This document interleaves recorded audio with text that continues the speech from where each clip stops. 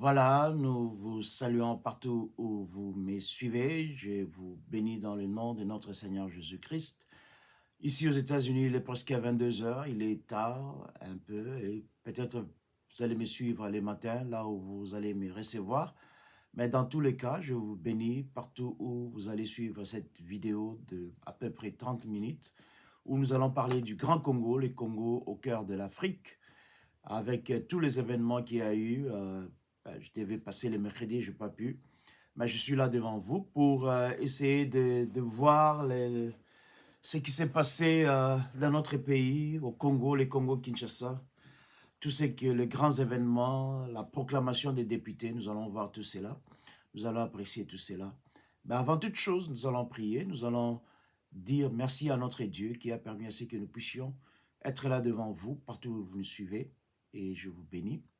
Je vais vous demander de vous abonner. Abonnez-vous quand j'ai les vidéos. Vous allez recevoir ça directement. Vous pouvez lire ça et vous pouvez seulement faire clic et puis vous allez aller directement où se trouve ma vidéo. Abonnez-vous massivement, abonnez-vous, like it, partagez. Ce sont des idées, des grandes idées que je pense que nous voulons développer avec vous. Et regardez s'il y a des commentaires, envoyez-moi. Nous sommes ouverts, nous ne sommes pas membres d'un parti politique ou bien d'une tribu. Nous voulons que les grands Congo avancent. C'est tout ce que nous souhaitons, c'est tout ce que nous prions. Nous prions pour que les grands Congo avancent, pour que les grands Congo aillent de l'avant. C'est tout ce que nous souhaitons. Voilà, nous allons prier. Grand Dieu de l'univers, nous te bénissons en cette soirée. Nous te bénissons parce que tu es Dieu. Nous te bénissons parce que tu es le maître de l'univers. Nous te bénissons parce que tu es le créateur de toute personne, Seigneur Dieu, sur la terre.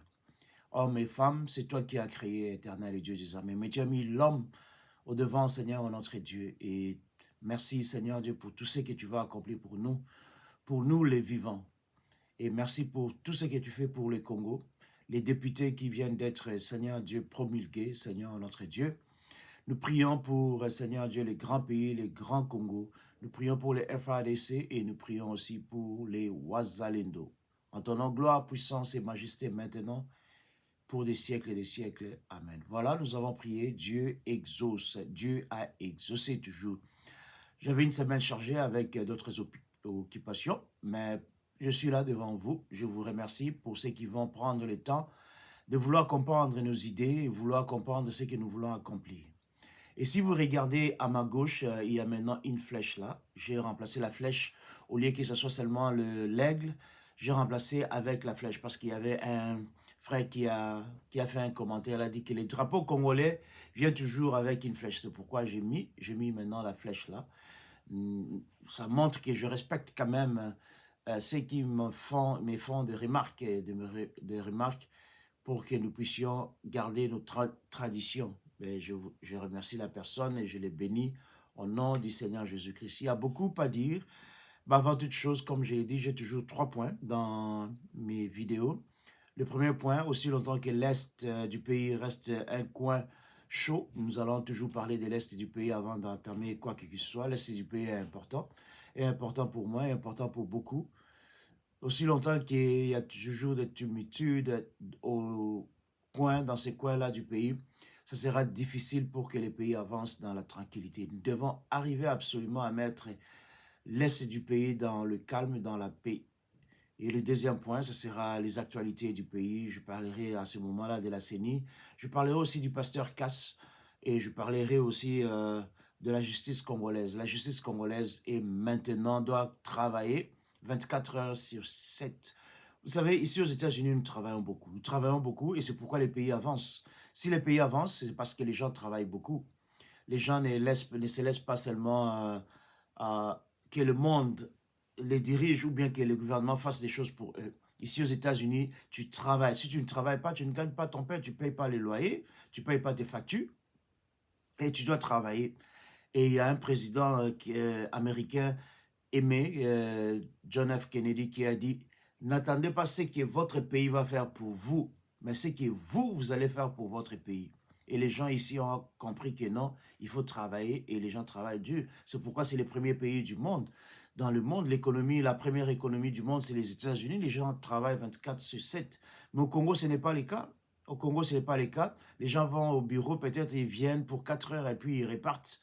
Ils repartent, ils veulent payer, d'autres volent l'argent. Je parlais toujours du vol. Je m'excuse, je me parlerai toujours du vol parce que les gens volent beaucoup au Congo. J'espère que ça va stopper maintenant avec le nouveau mandat que le président réélu Tshisekedi, qui est maintenant main libre. On va parler de ça très bientôt, mais avant toute chose, parlons de l'Est. L'Est, nous avons entendu, nous avons suivi.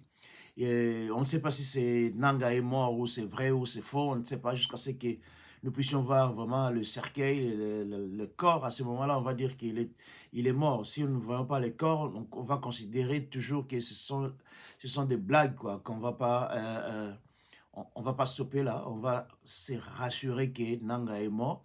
Et même Numbi, comme on avait dit, on va se rassurer qu'ils sont vraiment morts. Parce que ces gens-là ont beaucoup dérangé le Congo, continuent à déranger le Congo, continuent à piller le Congo. Moi, je me demande même pourquoi est-ce le frère de Nanga continue à être gouverneur de la province du Chaba là-bas. Je ne sais même pas pourquoi il est toujours gouverneur.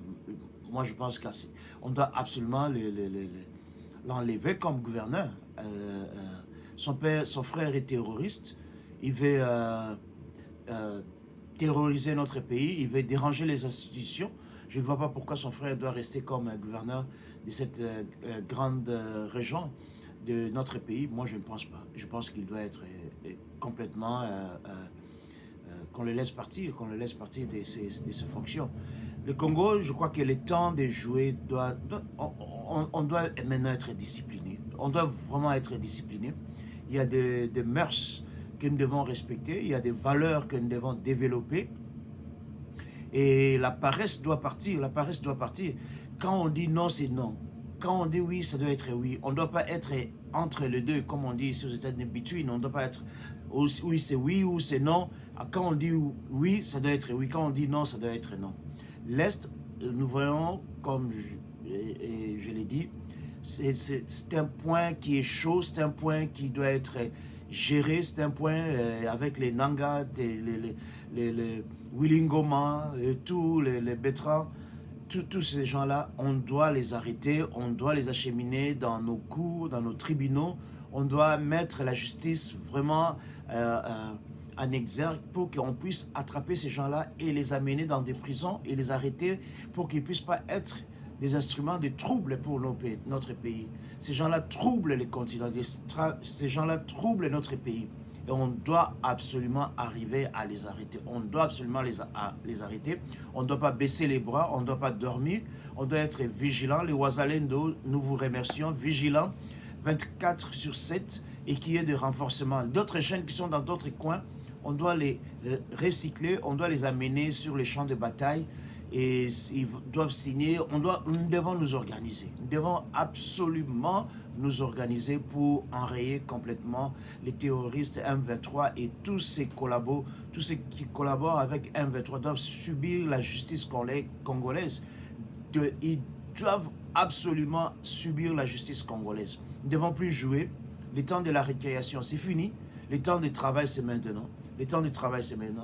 Nous devons absolument dire aux terroristes qu'ils ne vont plus continuer. Ils empêchent même à des moments de retourner dans leur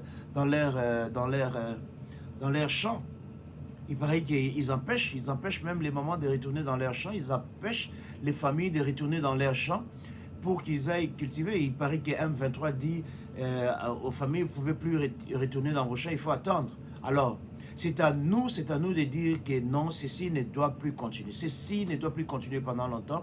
Nous devons absolument faire tout, le FARDC, le Ouazalendo et tous ceux qui veulent s'associer à nos militaires au Ouazalendo pour chasser les terroristes M23. Ça fait longtemps qu'ils sont là-bas, ça fait longtemps qu'ils ont terrorisé. J'ai vu les familles dans la boue, dans la boue. Nous ne pouvons plus supporter ces histoires-là.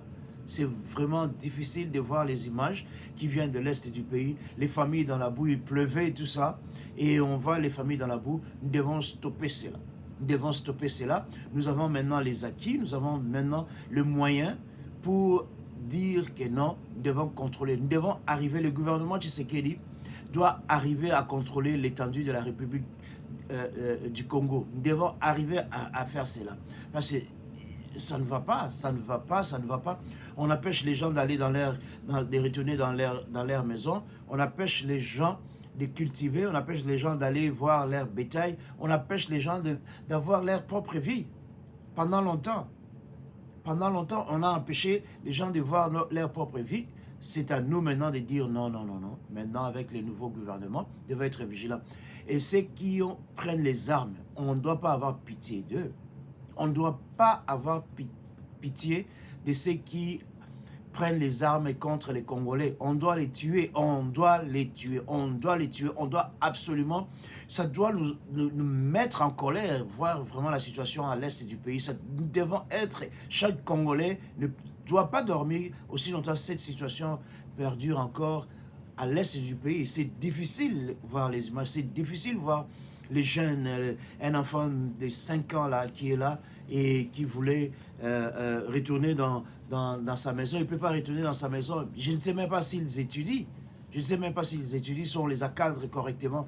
Ils bégayaient là, la nourriture, on leur donnait la nourriture, du pain, on coupait les pains. Non, non, non.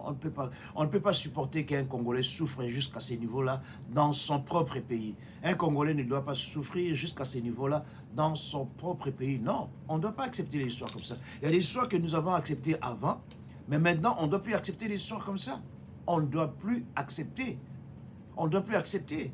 On ne doit plus accepter, on ne doit plus accepter de voir un Congolais en train de souffrir dans son propre pays. Non. Nous avons les militaires qui sont là. Nous avons les militaires qui sont toujours en train d'être formés. Alors, qu'on les envoie dans les champs de bataille et qu'ils chassent les ennemis. Nous avons maintenant les forces de la SADC qui sont là. Qu'on les amène sur les champs, parce que c'est une force offensive, qu'on les amène sur les champs et qu'ils puissent mettre en déroute les terroristes M23. Nous allons continuer à proclamer, nous allons continuer à les dire, nous allons continuer à dire au gouvernement, fais ton travail, le gouvernement, fais ton travail, sois un gouvernement responsable pour chasser les M23 de nos territoires. Nous devons chasser absolument les M23. Nous sommes avec les Wazalendo, nous sommes de cœur avec vous. Tout ce que vous voulez, envoyez-nous les messages. Nous allons faire tout pour que les Wazalendo aient les nécessaires pour combattre les ennemis. Nous allons parler au gouvernement, nous allons parler à ceux qui ont le pouvoir pour essayer d'alléger la souffrance et donner du courage à nos vaillants combattants qui font de nous en tout cas la fierté du Congo. Chaque Congolais doit avoir cet esprit-là. L'esprit combatif, chaque Congolais doit avoir ça et combattre l'ennemi et ne pas hésiter à prendre les armes et chasser l'ennemi. On doit, et même ceux qui sont dans les pays, dans les provinces, dans les territoires là occupés, ne laissez pas l'ennemi vous déranger. Prenez les armes même sur place. Prenez les armes sur place. Dites à nos forces, dites à nos services secrets comment est-ce l'ennemi se cache. Prenez des photos. Envoyez-nous les photos. Dites, voilà, l'ennemi est dans ces coins-là, l'ennemi est dans ces coins. Il ne faut pas dormir. Il ne faut pas dormir. Vous ne devez pas laisser l'ennemi dans nos territoires. Nous devons les chasser. Nous devons les chasser et nous devons savoir comment est-ce l'ennemi. L'ennemi est en train d'opérer et nous devons aller et chasser les diables dans nos territoires. Ça, ce sont des diables, ce sont des monstres, ce ne sont pas des humains pour envahir un pays innocent et envahir un peuple innocent. Moi, je crois que ce sont des monstres qu'on doit absolument éliminer. On doit les éliminer. Ce sont des monstres qui sont en train de tuer des familles et on doit les éliminer. On doit les éliminer absolument. Voilà, je vais passer à mon deuxième point. Mon deuxième point, ce sont les actualités. Ce sont les actualités dans notre pays, du Congo, au Congo, les actualités. Mais je vais commencer d'abord par Pasteur Cass. Pasteur Cass, je crois que c'est la mentalité que nous avons développée du feu président Mobutu, les libertinages que nous avons. Moi, je ne pense pas que... Avoir déjà une seule femme, c'est déjà difficile. Avoir une seule femme, c'est déjà difficile. Et avoir 12 femmes, ça devient autre chose. Et j'ai vu les femmes qu'il a fait défiler là, parfois des petites femmes, des petites filles, des jeunes filles là, des petites jeunes filles. Et il doit avoir même honte de lui-même pour avoir des petites filles comme ça, étalées là-bas, dire que voilà, ce sont mes femmes. Ça doit être une honte pour lui, une honte. il fait allusion, nous avons tous étudié, je crois qu'il a la maîtrise de la parole un peu, il sait lire la parole, mais je crois qu'il fait la honte de la parole. Il a l'amour de Dieu, mais là, il est vraiment à côté de la plaque. Il est à côté de la plaque, dire que non, tu peux épouser comme le roi Salomon, tu peux épouser comme le roi David. Ces gens-là étaient des rois. Pasteur Cass, tu n'es pas un roi. Et à l'époque, là, Dieu a toléré certains comportements pour une période donnée. Et même si tu fais référence à Matthieu 5 et dire que non, et Jésus-Christ n'est pas venu et abolir l'Ancien Testament, tout ça c'est faux. Et Jésus-Christ est clair, les apôtres sont clairs. L'homme et la femme, on parle de l'homme et la femme qui vont faire un foyer, devenir un. Ce n'est pas un homme avec plusieurs femmes. Nous ne sommes pas des musulmans. Même chez les musulmans, le Coran tolère seulement 4 femmes. Tu peux y en avoir que 4 femmes. Et tu dois être à mesure de nourrir ces femmes-là. Tu dois être à mesure de nourrir ces femmes-là, les 4 femmes. Et la plupart des musulmans que je connais, même ici aux États-Unis, ils n'ont qu'une femme. Moi, je crois que pasteur Cass, la justice doit le poursuivre et la justice doit savoir qu'est-ce qu'il est en train de faire. Si la Constitution tolère qu'on puisse avoir plusieurs femmes, moi, je crois que la Constitution doit être changée. Même si nous sommes un pays laïque où il y a des musulmans, mais je crois qu'à un certain moment, on doit adopter des mesures ou dire que non, il y a certains comportements ça c'est, les gens se moquent, même des hommes de Dieu, on s'est dit, mais c'est quoi ça? Comment quelqu'un, dans toutes ses pensées, peut penser que non, il peut avoir 4, 5, 6, 7, 8, 12 femmes? Et il a même, il dit, maintenant 13 femmes, il a renvoyé 4 femmes, il a renvoyé 4 femmes dans l'émission que j'ai suivie, il a renvoyé 4 femmes, et il dit que si ces 4 femmes-là demandent pardon, et ils reviennent, il va les prendre. Donc il aura 17 femmes. Mais ça, c'est quoi ça? C'est du n'importe quoi. Moi, je crois que la justice congolaise doit suivre Pasteur Cass, et pour savoir que non, on peut tolérer de tels comportements, et ces tels comportements sont bien pour notre société. Même notre société ne peut pas tolérer. Nos ancêtres même n'avaient pas beaucoup de femmes comme ça. C'est pour ceux qui veulent croire que non, vous voulez parler des crises primitives. Allez, il n'y a pas un prêtre dans ni dans l'Ancien, ni dans le Nouveau, qui avait plusieurs femmes comme ça. 17 femmes. Donc, Pasteur Cass a eu dans sa vie 17 femmes, parce qu'il a reflé 4 femmes, donc il a eu 17 femmes. 17 femmes. Comment est-ce que tu peux même satisfaire tous les 17 femmes en question? Ça devient encore quoi, ça? Nous ne devons pas tolérer ça c'est vraiment immoral. Moi, je pense que c'est immoral. C'est que le comportement qui affiche les pasteurs Cass, c'est complètement immoral. S'il est assoiffé du sexe, moi, je crois que c'est beaucoup. C'est trop ce qu'il est en train de faire. C'est complètement, c'est pas dans nos coutumes, c'est pas dans nos mœurs qu'on voit des choses comme ça. Il doit être stoppé par la loi, ou la loi doit vraiment, il doit être confronté par la loi. Il n'y a pas de justification possible sur cette situation-là avec Pasteur Cass. Si Pasteur Cass m'écoute, Pasteur Cass, moi j'ai grandi enfant comme homme de Dieu. J'étais altar boy, j'étais l'enfant qui est le prêtre, qui servait avec le prêtre. J'ai toujours grandi avec la peur de Dieu, mais jamais je peux tolérer des histoires comme ça. Ça, c'est du n'importe quoi, Pasteur Cass. C'est du n'importe quoi. Il n'y a pas de justification biblique. Il n'y a pas la parole de Dieu qu'on peut appuyer là-dessus pour justifier un tel comportement. Vous êtes seulement vraiment addict, sexual addict. C'est tout. Complètement un sexual addiction que vous avez. Il n'y a pas autre chose à dire. Je sais que vous aimez votre Dieu, mais là, vous êtes complètement... C'est une mauvaise interprétation de la parole. C'est une mauvaise interprétation de la parole. Si vous dites que non, Jésus-Christ, et vous dites que l'autre pasteur, là, le prophète qui était avec vous sur le plateau, était un petit prophète, moi je crois que vous-même, alors, vous êtes un petit pasteur parce que vous ne comprenez pas la parole de Dieu. La parole de Dieu dans le Nouveau Testament est très claire là-dessus. Il n'y a pas d'ambiguïté. C'est très clair que non, l'homme quittera ses parents, la femme quittera ses parents, ils vont devenir un. C'est pas plusieurs femmes, c'est pas plusieurs femmes. Je sais qu'il y a toujours plusieurs femmes dans les églises.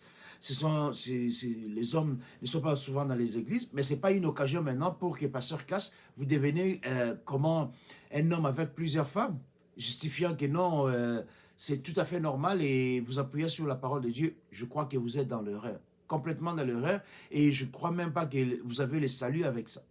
Je ne crois pas. Alors changez, avant que la justice prenne vraiment dessus sur ces genres de comportements qui ne sont pas vraiment moraux. Moi, je crois que c'est mauvais. C'est complètement mauvais. Voilà. On ne doit pas échapper à la justice congolaise. Désormais, avec les nouveaux députés qu'on a proclamés, personne ne doit plus échapper à la justice. Quand je dis personne ne doit échapper à la justice, je fais d'abord allusion il y a certaines personnes qui croyaient qu'ils allaient gagner. Ils allaient gagner. Il y avait des gens qui ont quitté l'Amérique ici, qui ont fait la campagne et qui ont crié comme, je vais citer les noms, HK, qui croyait qu'il allait gagner. Il y avait Kalonji, que je ne connais pas personnellement tous ces gens-là. Je les vois, je les suis de temps en autre. Ils croyaient qu'ils allaient gagner. Et si la CENI, puisque personne n'est vraiment sans faute, personne n'est sans faute. Si la CENI a fait mal lu les bulletins, tous les PV de chaque bureau de vote, moi je crois que les gens là doivent aller à la Cour constitutionnelle et que la Cour constitutionnelle doit trancher cela.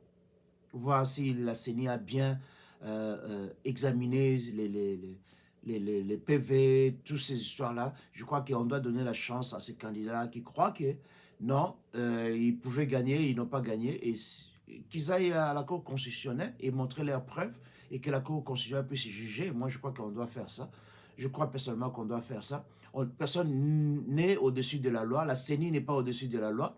La CENI ne doit pas être la dernière. Heureusement, il y a la Cour constitutionnelle.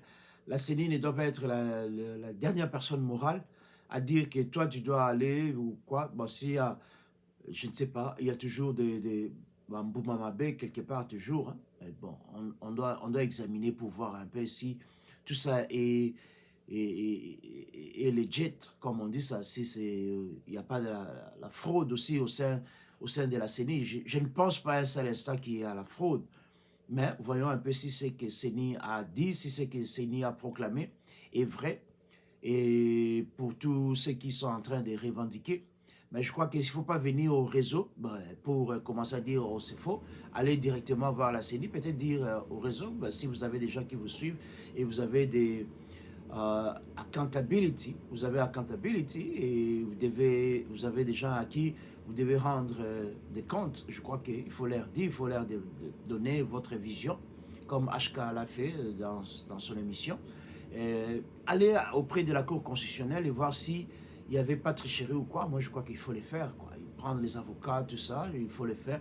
Il faut confronter la CENI, s'il faut confronter la CENI, et voir un peu ce que la CENI a fait. Bon, je crois que personne ne doit être au-dessus de la loi. Le président Félix Tshisekedi, son mandat est le mandat du peuple. Le peuple l'a voté, le peuple lui a donné les 73% qu'il a eu. Et le peuple doit avoir les derniers mots. Je crois que dans toute chose, même dans la Constitution, le peuple doit avoir les derniers mots dans tout ce que nous faisons. C'est pourquoi nous faisons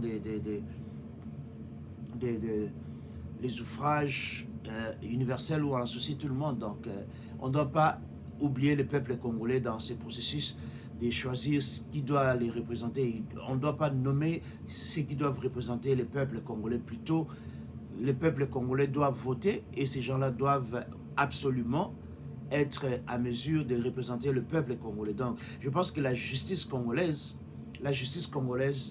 doit être au-dessus de cela, suivre un peu la CENI, ce que la CENI a fait, suivre tous les documents possibles pour établir la légitimité de chaque personne en tant que député. C'est là où il n'y a pas de doute, quoi. Là où il y a les gens qui veulent aller, bon, aller vers la Cour de cassation, la Cour des constitutionnelle, pour aussi la Cour de cassation pour des poursuites criminelle et la Cour constitutionnelle, bon, on va voir ce que la Constitution dit et ce qui ça va permettre, quoi.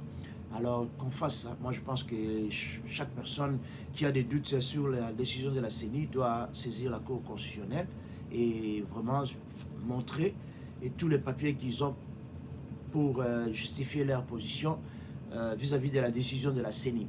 Voilà, moi je pense que ça c'est bon. Nous allons dans une bonne direction. Autre chose, moi je pense que le président Félix Tshisekedi, il doit aussi faire un peu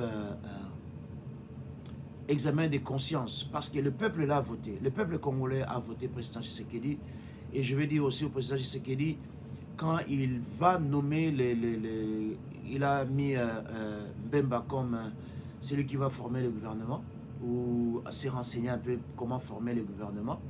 Moi, je pense qu'il faut prendre les jeunes qui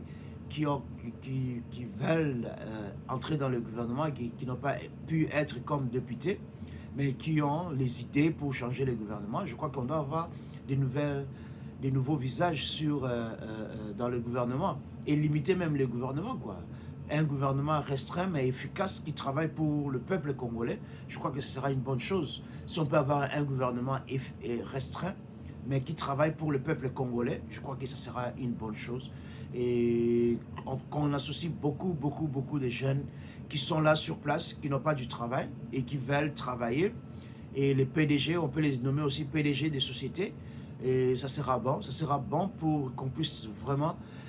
Notre société a abandonné les jeunes pendant longtemps. Pendant longtemps, on n'a pas les jeunes sur place qui ont étudié, qui ont des diplômes.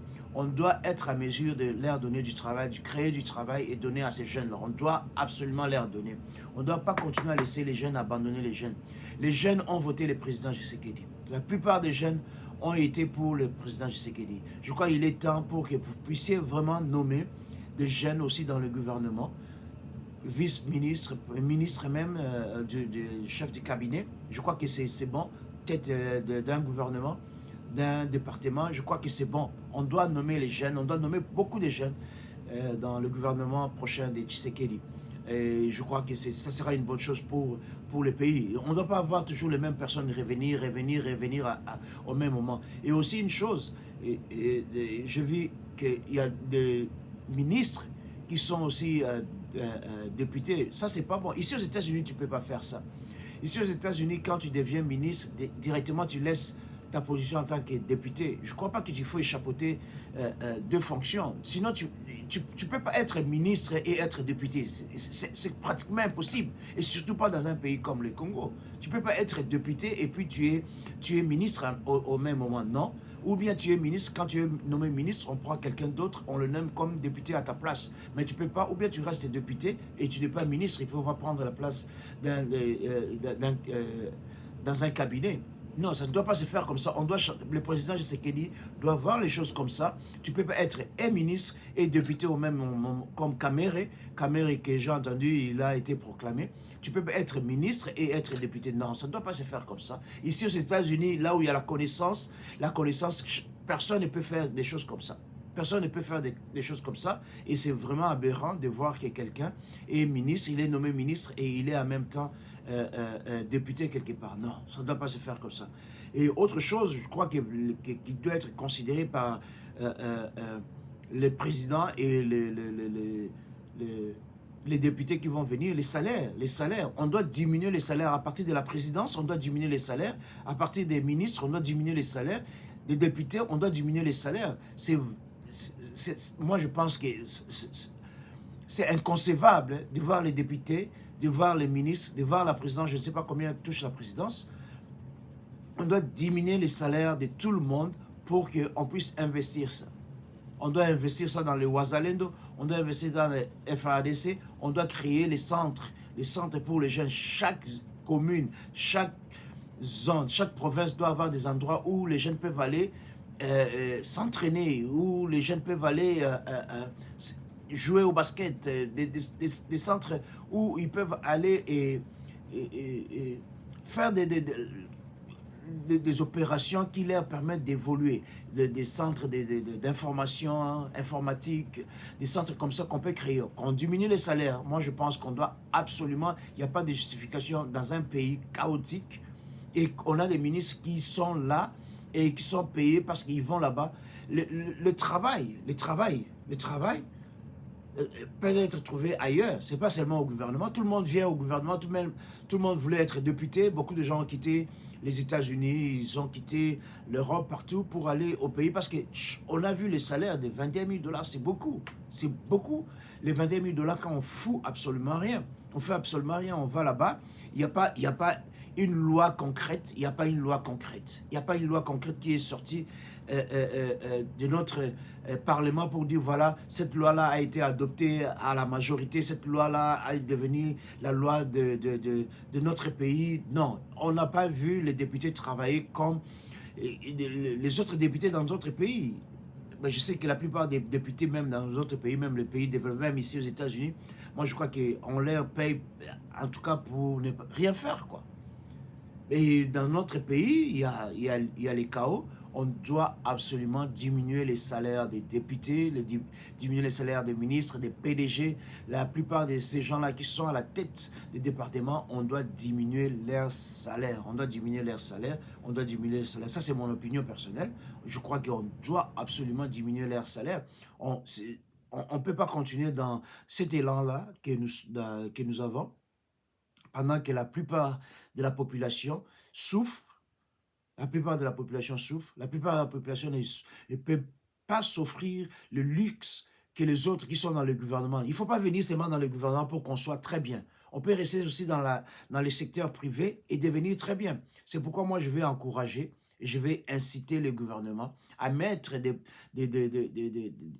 plans qui encouragent la petite entreprise, la petite et la moyenne entreprise pour que les gens puissent aller prendre des loans, pour prendre des prêts et faire leur business s'ils peuvent et acheter la marchandise. Et si le gouvernement, si les gens ont des marchandises qu'ils peuvent acheter et qu'il y ait des banques qui peuvent garantir que non, ils aillent acheter leurs marchandises et les amener au pays et qu'on puisse développer. Si la société commence à se développer, je crois que tout le monde va se retrouver, ça sera plus facile. Si la société commence à se développer, si la classe moyenne, il faut développer la classe moyenne. On doit développer absolument la classe moyenne pour que notre société commence à vivre mieux. Pour que notre société, pendant 60 ans, nous avons vécu dans la misère. La population congolaise a vécu dans la misère pendant plus de 60 ans.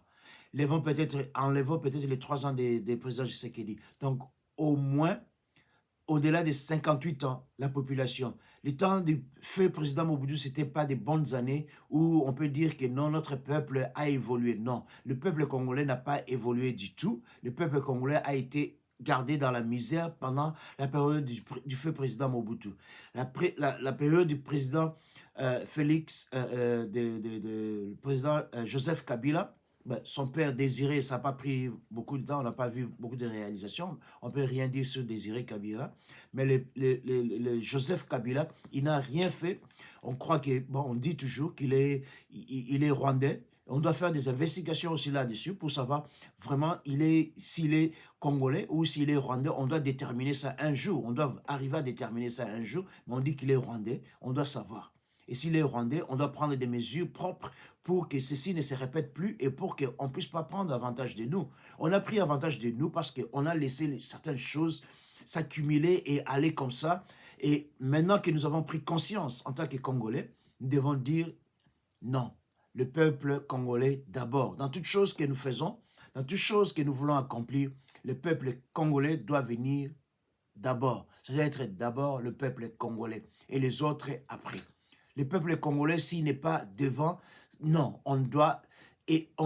si quelqu'un commence à négliger le peuple congolais, on doit prendre les magistrats, on doit prendre les avocats, on doit avoir les avocats que le gouvernement paye, que quelqu'un peut aller les saisir librement et amener quelqu'un d'autre au tribunal.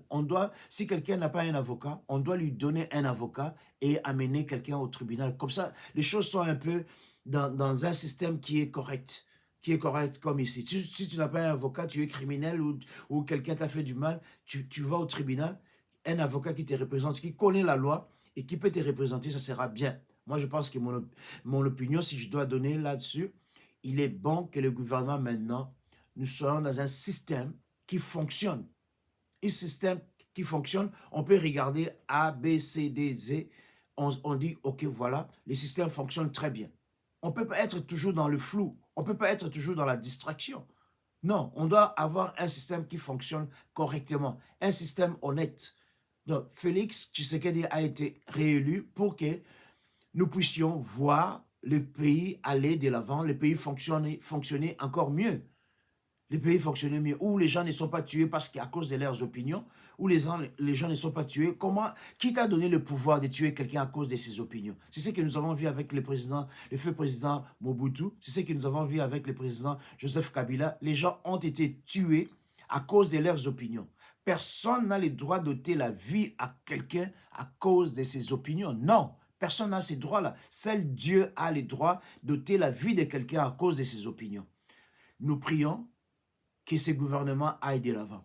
Nous prions et je suis certain que le gouvernement va faire des choses que nous n'avons jamais vues. Je suis convaincu de ça.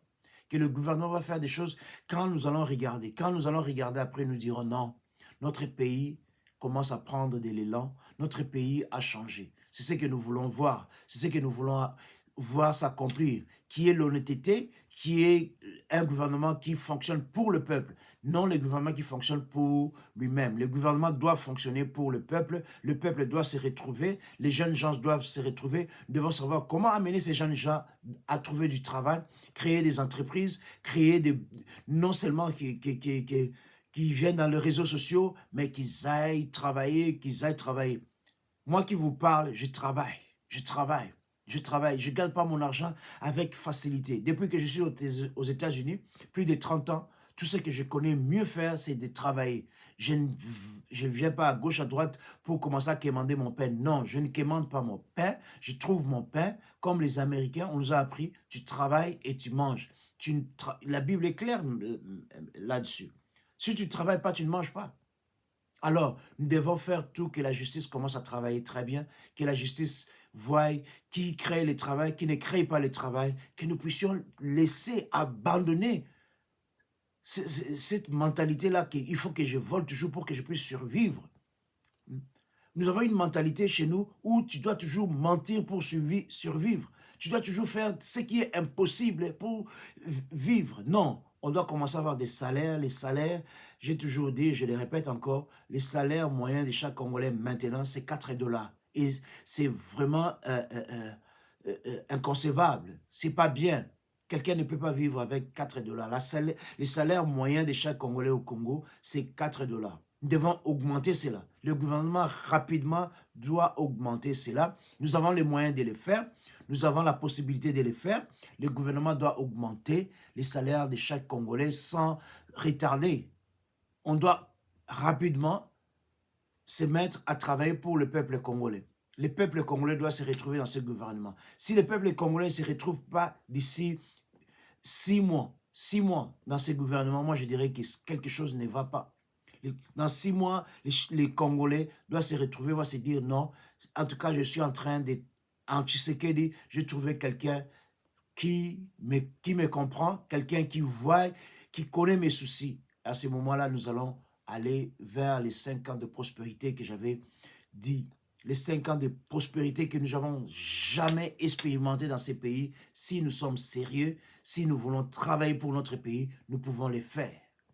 Voilà, j'ai été avec vous pendant ces 38 minutes. Je vous remercie. Que Dieu vous bénisse. Nous allons continuer à regarder ce qui se passe dans notre pays. Nous allons continuer à parler. Si nous voyons des choses qui ne sont pas très bien, nous allons les dire haut et fort. Nous n'allons pas nous retenir. Nous avons peur de personne. Nous allons dire la vérité. La Bible nous dit toujours, la vérité va vous affranchir. La vérité va nous affranchir si nous disons la vérité.